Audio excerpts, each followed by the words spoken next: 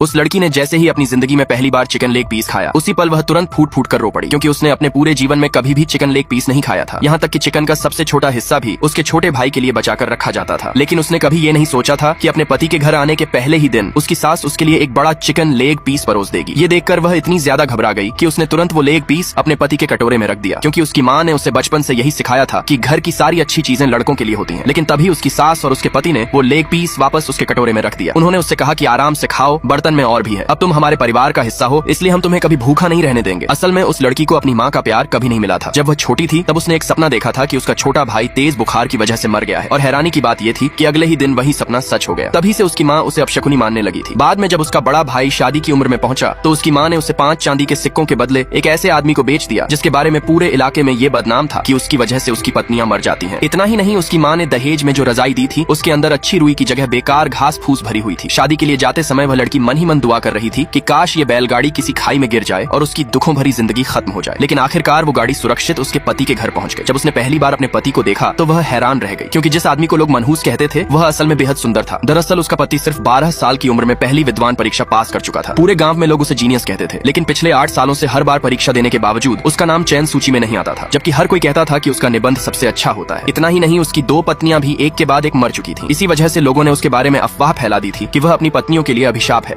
उस आदमी ने अपनी छोटी बेटी को उठाकर छत की लकड़ी की बल्ली पर बैठा दिया। उसकी बेटी को लगा कि उसके पिता उसके साथ छिपा छिपाई खेल रहे हैं, लेकिन अगले ही सेकंड उसके दुश्मन घर में घुस आए। उसने अपनी बेटी को दुश्मनों से बचाने के लिए उन्हें घर से बाहर निकाल लिया, लेकिन उन्होंने उसे एक खाई के किनारे घेर लिया। उसके पास अब भागने का कोई रास्ता नहीं था, इसलिए वह बिना समय गंवाए खाई में कूद गया। लेकिन किस्मत से वह पहाड़ के बीच में उगे एक टेढ़े पेड़ में अटक गया। तभी उसकी नजर चट्टान के अंदर छिपी एक गुफा पर पड़ी। उसने अपनी पूरी ताकत लगाई और उस गुफा में छलांग लगा दी। गुफा के अंदर जाकर उसने जो देखा उसे देखकर उसकी आंखें फटी की फटी रह गईं, क्योंकि वहां लाखों टन सोना भरा हुआ था। देखते ही देखते 18 साल बीत गए। आदमी ने उसी सोने की मदद से पूरी दुनिया में 8 लाख शाखाएं खड़ी कर दी, ताकि वह अपनी खोई हुई बेटी को ढूंढ सके। लेकिन इतने सालों की तलाश के बाद भी उसे अपनी बेटी का कोई सुराग नहीं मिला। एक दिन वह अपनी पहचान छिपाकर पार्सल डिलीवरी का काम कर रहा था। तभी उसने एक लड़की को वही हरकत करते देखा जो उसकी बेटी बचपन में किया करती थी। उसे शक हुआ कि कहीं यह उसकी बेटी तो नहीं है, इसलिए वह चुपचाप उसका पीछा करते हुए उसके घर तक पहुंच गया। लेकिन तभी उसने देखा कि एक विशाल खुदाई मशीन उस लड़की को कुचलने वाली है। उसने बिना देर किए दौड़ लगाई और अपनी हैरत अंगेज ताकत से खुदाई मशीन को रोक दिया। आसपास खड़े लोग यह देखकर दंग रह गए। लड़की भी हैरान होकर उससे पूछने लगी कि वह यहाँ क्यों आया है। तभी उस आदमी ने उससे पूछा कि आज उसकी शादी नहीं है तो फिर यहाँ खुदाई मशीन क्या कर रही है। लड़की ने बताया कि उसके मंगेतर ने कहा था कि एक गाड़ी उसे लेने आएगी, लेकिन काफी देर हो चुकी है और कोई भी उसे लेने नहीं आया। उल्टा सबसे पहले तोड़ फोड़ करने वाली टीम पहुंच गई। इतना ही नहीं, उस तोड़ फोड़ के परमिट पर उसके मंगेतर का नाम भी लिखा हुआ था। यह सुनकर आदमी को लगा कि शायद उसके साथ धोखा हुआ है, लेकिन लड़की को पूरा भरोसा था कि उसका मंगेतर उससे कभी झूठ नहीं बोलेगा, इसलिए वह खुद जाकर उससे जवाब मांगने निकल पड़ी और वह आदमी भी उसके साथ चला गया। उधर उसी समय उस आदमी ने अपने लोगों को आदेश दिया कि आधे घंटे के अंदर DNA रिपोर्ट उसके हाथ में होनी चाहिए, क्योंकि उसे शक था कि यही लड़की